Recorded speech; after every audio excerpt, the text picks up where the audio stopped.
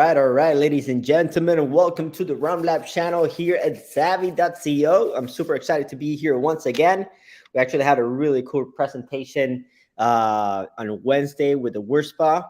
So we're all about education this week. Well, really quickly, my name is Federico Hernandez, and welcome to the Rum Lab channel.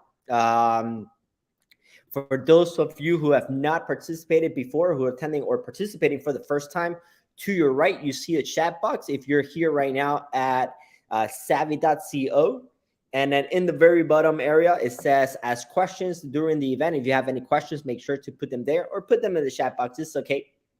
I know we're linked right now in or we're syncing or live in Twitter, Facebook, YouTube, and LinkedIn. Come over to savvy.co where you can participate directly from our Q&A or participate from this live stream as well. Well, let's the rum education begin. Today's main topic is Rum Talk with Jaaz, who is and Jaaz Vegas, who is one of the founders of Symphony No. 3 Rum, which is a super interesting rum brand created by three partners that have all of them have their own story. But Jaaz will tell us a little bit more. Jaaz, how are you, brother? I'm great, brother. Thank you so much for having our brand here, and thank you so much for letting me participate. Oh, absolutely, man. And actually, if for those who do not know, Jaaz came out on, well, the whole team came out on the rumlab.com as a guest interview this past week. So you'll see in the bottom of it says in today's interview, you can click on it and it will take you basically to the current interviews that we have right now on the rumlab.com. All right. So, Jess, actually, give us just a high level of who you are, what you do, Yes, definitely. because you have a really long story, and the more we talk, the more I'm always super like mind blown. Amazing, amazing. Yeah, definitely. I am born and raised out of New York. My dad is from Ponce, Puerto Rico, and I've always loved rum growing up.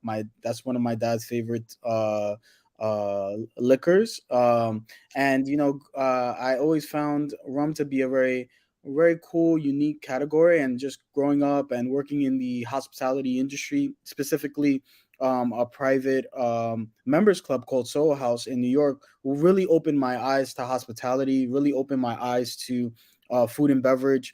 And I started off as a bar back, worked my way up to a bartender, and then little by little became the purchasing manager. And then I worked as a sales rep for Southern Wine and Spirits.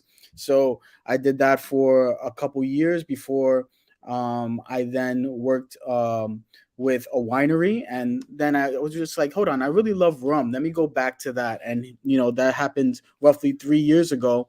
And now we've gotten Symphony off the ground and available in New York, New Jersey, Florida, California, and Puerto Rico. So it's been an amazing journey. We just hit 1 year operationally. So it's been one of these, living out my dream kind of experiences. Okay, so let's reverse a little bit because that was Sure. a cliff note, a very intense cliff note. Of course. I Let's gave you talk the about. background. Yeah. I love that you said that your dad is from Puerto Rico and that Yes. he loves rum, which is that's Yes. part of our blood. Yes. And he brought that to New York, and he's kept that, and then it went through your DNA to you. So, Exactly. so you mentioned you work at Soto House. Yeah, it was called Soho House. They have one, I believe, in every major market in the United States. So there's one That's in a club, isn't it? A club? yeah, it's a members Yeah, club. It's a members club, very VIP. right, right. So that was actually my first job in the hospitality world. So it opened my eyes to so much experience, so many different unique liqueurs, and I was just very very excited to kind of work in this kind of exclusive spot in New York. So as a 21-year-old kid, so I loved it. That's very cool. And then you mentioned that you work in Southern Wine and Spirits, and this is in New York City. Yes, yes. That I you're like started in concrete jungle, one of the most complicated markets that it's like you just give 10 steps and you're already past probably 10 bars. Uh, exactly, exactly. what's the day to day of a sales rep of in New York City? I'm just curious. I know it's not something about the topic, but it's like New York is so massive. I know, I know. When I started as a sales rep, I was, I believe, I want to call myself like 26, and I got 200 accounts right off the back, and just going out there with your portfolio of workbooks, and going out there and just selling to accounts, and going from block to block, kind of I work with this kind of brand, and little by little, kind of educating yourself to a massive amount of expressions in different portfolios, whether it was in wine, or a vodka, or a rum. And I just always gravitated towards rum, believe it or not. Maybe because I am from my dad is from Puerto Rico.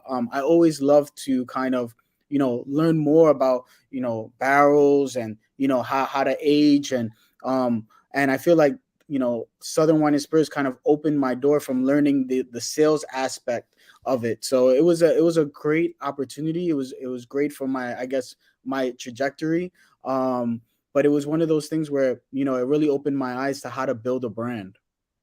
So in New York, there's also Premier, right? That's the other one. There's like three Oh, big Empire, players. Empire, Empire, Empire. Empire, Yeah. and then Empire actually used to have Bacardi until Southern Wine then had. Is that's the way around, right? And then Southern Wine now has Bacardi globally, Yes. Yes. right? Yes. Yes. And then Which is a huge. I mean, Southern right now, I believe, is the biggest distributor in the United States right now. yeah, they're massive. Yeah, RMDC is the second one, if I'm not mistaken. That they continue doing also massive mergers. for sure. Um, Sure. and when you were doing this work and visiting all these accounts, and you mentioned about your portfolio, um, how does a sales rep? I know this is nothing to do with your brand yet, but how does a sales rep focus on a brand? Like, especially like, so what is your like? What are your team telling you? Hey guys, we have 24 rum cat brands, but or wines or vodka. How do you decide where to put the energy, and how it's like what this is very important for people that are trying to penetrate markets, who are trying to work with such massive distributors. For sure. I think, to be totally honest with you, it comes down to the story. The story really sold me as to whatever brand it was. It was, how do I fall in love with the story? How do I like go out there, sell it? How do I, do I believe in it? These are always questions where, I would sit down and kind of develop my approach, and it will always gravitate towards the artisanal brands, the real brands that really have something that's not generic, that has something really authentic, and that was something that always I really gravitated towards. I think that to me is something that is romantic in our industry, having that real brand to go out there and sell. And I always gravitated to those indie kind of bands, or music or anything, and I kind of wrap that around to Symphony. Symphony's like an indie artist, and we want to be true to our brand, and that's something for me personally as a sales rep. I always love going out there and selling, and telling them the story, and telling them the pitch, and I feel like that's how I really went behind a lot of the brands that early on kind of blossomed into what they are today. So, like for instance, 15 years ago, I remember meeting, and this is a different category, but Casa de Dragones, when Bertha was out there selling it by herself, and I was like, wow, this is so beautiful to know that the owner's going from account to account and selling it. And I always like, wow, one day I hope to come to that. And it's kind of amazing that I'm so blessed that my other two friends, which we are, were family, we started this idea, and here we are today. So to answer your question, it's all about how authentic the story is and how authentic the brand is to me personally. Exactly. Well, and you were there then. So, were you there through the bourbon boom? Of course, yeah, bourbon was huge, huge, especially But were you there in the beginning when it was like kind of flat, and then it just spiked, or were you came in Southern Wine when it already spiked? I believe when it already spiked. I believe the bourbon boom was, I want to say, like over 10 years ago. Yeah. Um, and I started with Southern when I was 26. I'm 35 now, so Hmm. I was just probably Yeah, right yeah, when it many was, years. Yeah. yeah, right when it was taking off. But I've seen it as a buyer because I was a purchasing manager at Soho House, so I saw it take off. And coincidentally, our 3-year aged has rye in it because I love old fashions. I love that kind of barrel, aged approach. So you can say that I've been influenced by that indirectly. So for sure. All right. So that's enough with the past. Now let's talk about your team, and Yes. then we'll talk about the rum. So, Yes. Jazz, you come from the hospitality industry. You shared Yes. us already your story. Tell us about your two other partners. That one is from also from New York, and the other one is from UK. Yes, yes. So, uh, my partner that's from New York, we both grew up together, and I believe he's from Queens. I'm from the Bronx. We grew up together. We've known each other for, I want to say, 15 years or so. And he always was, the artist. He always had, really cool design skills, very cool aesthetic. He was actually building his own brand when we first met, and I always gravitated to his eye. And I loved what he was bringing to his table in his past life in the music industry, coincidentally. So when he came to me with this idea, I was like, oh, I know the perfect guy. Now my third partner, the third partner of this, was my first boss. He was my first teacher back in Soho House. And he was just someone that I always learned so much from, gravitating towards someone that's a little bit older than me, but had so much energy to kind of teach me, kind of bring me along, and how to build a program, a liquor program. And so, I called him up, and he's from Scotland, he's from Edinburgh. Uh, and he was like, yeah, I would love to kind of do this with you. So all three of us came together, and with our talents, uh, we built this rum brand because we felt like there was a need for to set a tone in this space. We want to kind of make it a brand that's not a luxury but affordable. We want to make it that a brand that's approachable, and we feel like we've done that with the label. We've done that with the whole approach, it being more of a family environment, more of a brand that can fit in a Soul House that's a members club, but that can also fit in your neighborhood bar, or it could fit in different worlds. And that's what we believe Symphony can do. Having someone from Scotland, having someone from the Bronx, having someone from um, Queens, all coming from different backgrounds, but doing something that's totally unique is something that was the backstory of the brand. Doing something that was family was very big for me. So that's a little bit behind how we came about. And since my name is Jaaz, and my first partner Charles came from the music industry, he was like, we should call ourselves, do something like in tandem. And one day he said it should be called like Symphony, and this is how we are. So Symphony, and three guys, number three. So, and coincidentally, if you know a little bit about music, one of Beethoven's best works was called Symphony Number 3. So we're trying to do something very unique, new age, and that's approachable in the luxury kind of category of rum. So Very cool. And then with yeah, yeah, I love the name Symphony 3. It's very sticky, yes, yes, and classy, right? yes, I love So that. it already has that elegance too. And then I love then that. with the rum, jumping to the part that has to do with the rum. Yes. Let's talk about so it's distilled in because it's distilled in Florida, or sugar cane from Florida. Yeah, so the sugarcane is coming out of Florida, out of Lakeland. We partnered with a distillery out of Minnesota, so I can see how people could go, where is it coming from and whatnot. But it's coming. The sugarcane is Floridian sugarcane. It actually says it on our back label, made from Floridian sugarcane, right here on the back. And then we partnered with a distillery, which was actually one of the first brands that believed in me. So He called me up one day and he was like, I would love to kind of partner with you, and this is how it all came around. And he's been a big advocate for elevating the category of rum as well. So yeah, so that's the backstory of that. So we get the sugarcane, and we have the distillery in Minnesota, Minnetonka. So It was something is super interesting, and or a lot of rum brands are made out of Minnesota. yeah, I'm hearing that. I'm Yeah, hearing so you go yeah, to Total Wines and you go to a lot of the stores and you see the labels in the back, and yeah. there's something magical in Minnesota. What's interesting though? Our distiller only does us as a rum brand, so Yeah. it's not like he's doing other rums, or he's 100%, because he is a small business.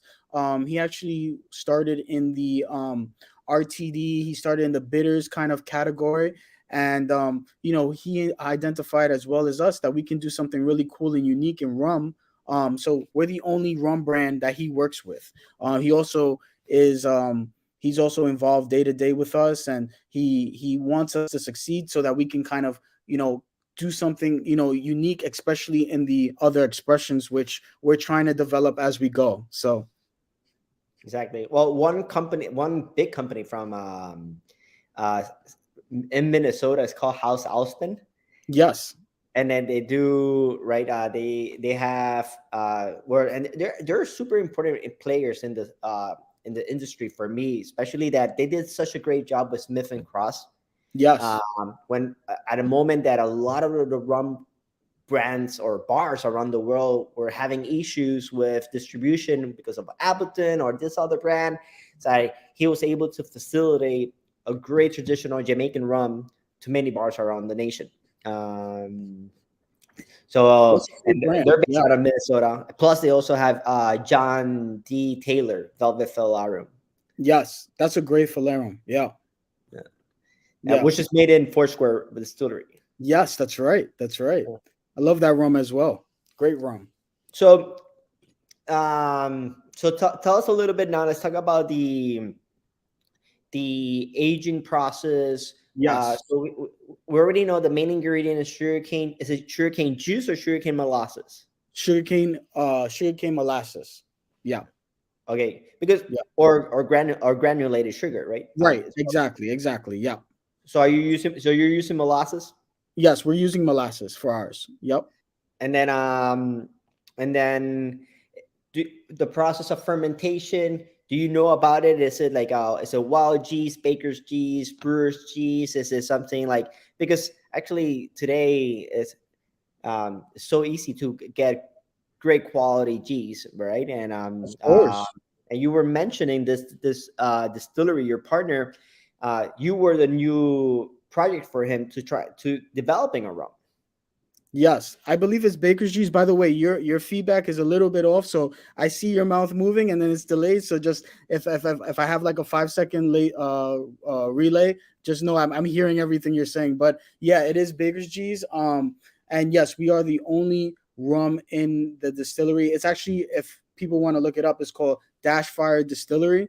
And he started off in the bitters world. So he himself is new to rum and kind of aging it as well. But what is he's very authentic is making something with no additives, nothing really added as far as changing the rum. It is exactly what we stated to be, and we feel like that's something that is real to especially Floridian sugarcane. So Understood.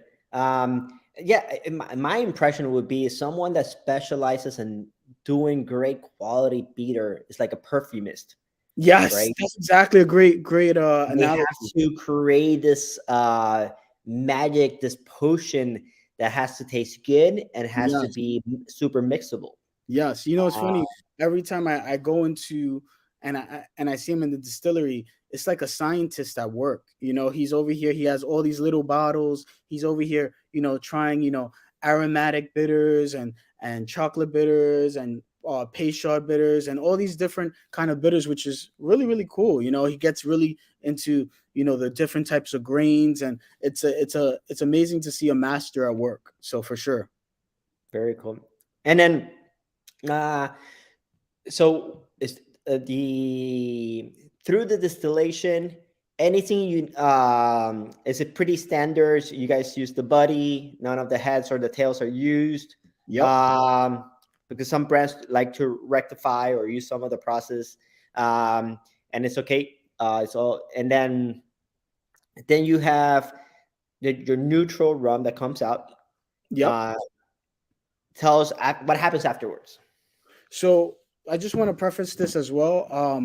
We want to do something totally unique, and especially if you're talking about our aged rum, we also rinse it in rye. So when we make any barrels after the first turn, we don't reuse the barrel. That's not something that we personally want to do. I know other brands do it and whatnot. We After we use the barrel, we rinse it. That's it. We kill the barrel. So all of our bottles, they're not repackaged, reused, or whatnot from rum that's been turned through 2 or 3 times. And I think the great thing about doing rye, it brings a different, unique approach that a lot of brands don't really see, especially with rye in it. So I love old fashioned. Actually, I'm pouring some myself right now. I want to taste it. So And brutal, so brutal. I know, right? Such a tough life on a Friday at 3:20 in New York. Um, and when you smell it, you can smell the barrel, and it's not overpowering. It's super smooth. One thing about us, we wanted to do something that was super smooth, super authentic to us, that we feel is it highlights everything about Symphony. Yes.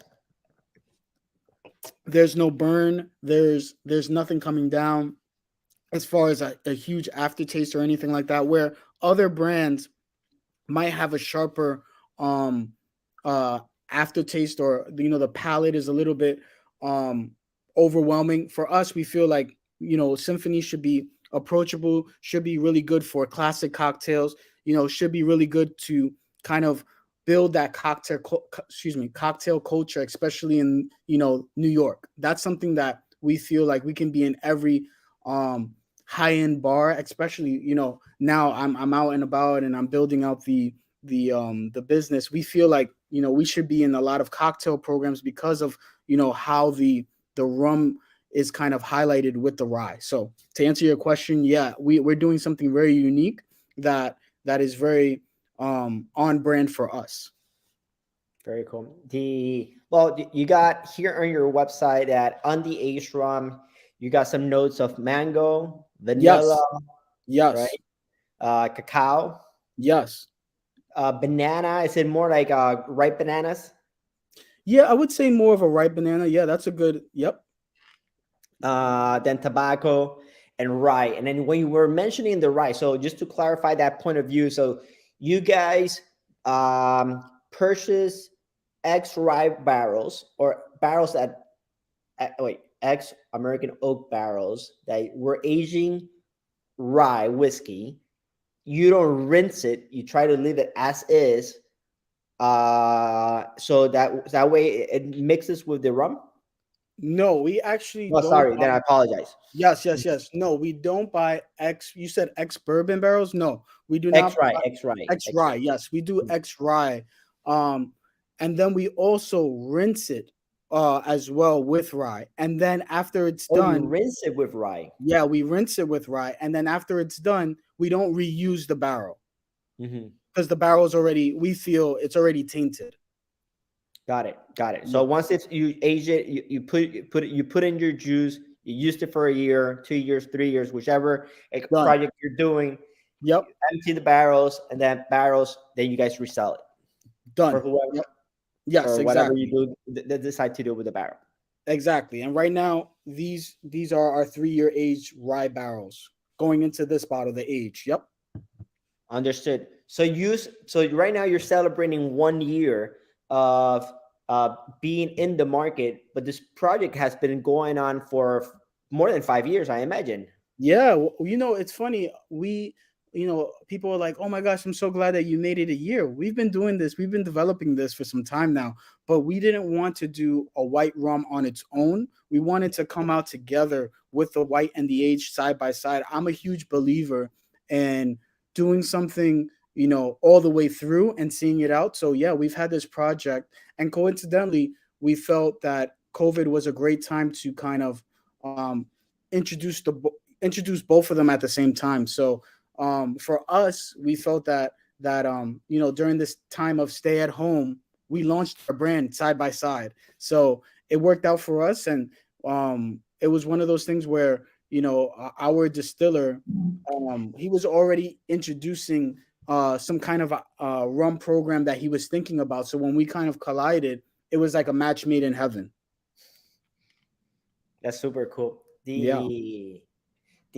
And then, well, let's not ignore the white rum. Let's Yes. talk about the white rum. Yeah. So when In when I your tasted, website, you have that it has notes and aromas of apples, guava, jasmine, fig, and lemongrass. yeah, I mean, right off the just me opening the bottle, I smell the lemongrass and the jasmine, guava. I'm getting a lot of people say that as well. I think when people try our white rum, the biggest thing is that it's super smooth. I've tried other brands where it has a really big bite. Ours is really really smooth, especially while mixing it in a mojito or in your daiquiri or anything like that. We've actually when we taste it side by side, I put an ice cube in and I kind of drink it neat sometimes because I really like to taste the full amount. And I think that's a great experience when you can have a white rum tasted neat. That's very unique. So yeah, I would say the jasmine is definitely something that I get off the bat, and it's something where I feel like it caters to a different type of rum. So going side by side with these two, it's a totally unique approach as to what you see. It's like rum reimagined, what you see rum to be. Exactly. Super interesting because once again, you were a bartender. Yeah. You have this full concept and clear concept of like a proper cocktail. Yes. You were a salsa rep. Yes. So you understand the both markets on both sides, right? Yes. Okay, and then so you're also so you're concerned that there's a price sensitive industry, right? For sure. And then you decided to create an all American rum, Right. which is super interesting with two basic flavors to start off. What's next? What's Of course it's 1 year, and actually you told me that you already accomplished super big goals already in sales, which is congratulations to that. Thank you. That many brands don't even do on in 5 years or Thank you 4 years, so much. right? I'm super blessed. I'm super humble. But one thing about Symphony, it's just not jazz. It's a team of people coming together and knowing that the brand is something that is totally unique. And I think as we continue to explore the brand of Symphony, there's so many opportunities that we feel that we can highlight. This is just not something that's a one-off or anything like that. We want to continue to grow and continue to age. Actually, we are aging at the moment. Different expressions. So as we continue to grow, especially opening up new markets, and to kind of to talk about what you were saying, Fetty, is that now we're with Southern Wine and Spirits on a corporate deal, which is a huge thing to go for a 1 year business. And we're available in New York, soon to be Florida, knock on wood. So we feel like limits are endless, and we feel that Symphony is a brand that is like what you said. Not a lot of American brands really promote themselves, and we actively promote ourselves to be a Floridian sugarcane rum. And as we continue to grow, I would love to kind of explore my heritage in Puerto Rico, and maybe doing something in the future with them over there. So and we are available on the island as well with Toma. So we are a brand that is continually to be looking to break the mold, to kind of to elevate the category in a different kind of limelight. We are not something that we're not trying to be something that we're not. So Very cool. Um, the I think we talked about many of the topics that we wanted to talk about. The You mentioned all the markets that you're available right now, right? Yes. You said 5 markets So New York, New Jersey, Florida, California, and Puerto Rico. Yep. in Puerto Rico, hoping to open in Florida in 2023. I'm sure another two or more, 3 markets as well. We actually are available in Florida at the moment with Park Street, but we'll hopefully be with Southern in the new year. Got it. Understood. Yeah, Parker, they're doing great. They're doing a lot of great data, sharing a lot of good data. Um, Yeah, and we're also available on a big website that is called Reserve Bar that actually allows us to operate in, I believe, 40 something markets. So we can get this shipped. Let's say hypothetically you live in Washington D.C. or you live in Seattle or anything like that. We can actually ship the bottle out through Reserve Bar, which is a huge partner for us. Very cool. Who? Wait, is in reserve part of Total Wine or no? No, Reserve Bar, it's its own website, and they operate kind of like an Amazon esque approach where you order online, and you could get it as soon as next day. They've been a great partner for us, and it helps us to explore more markets that we're not in currently. So if you live in a market that we don't have it, you can probably get it next day, if not 2 day delivery, and it's been a great relationship, especially since we are a small business, minority owned business, to kind of broaden our horizon, and be approachable at the same time. So Very cool. All right, Jazz. I think we've talked almost all the points that we wanted to. I think we're gonna have a lot of. I see a lot of progress. Super happy for you, thank you and so much.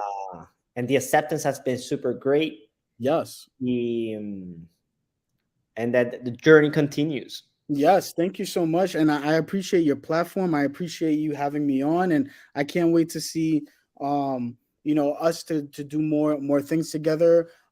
For any of your events, I would love to participate. And I'm a huge fan. I've been a huge fan for the past couple years. Always tuning in, always listening and learning. I think the biggest thing about this industry is continue to learn and to be open to change. So that's one of the things that I'm so thankful for you to kind of continue with your education and to educate others like myself. Thanks, Jazz, man. That means a lot, brother. Of course, brother. All right. Well, thank you. Have a good one, You everyone. too. Take care. Have a good weekend. Salute. Salud. Cheers. Cheers.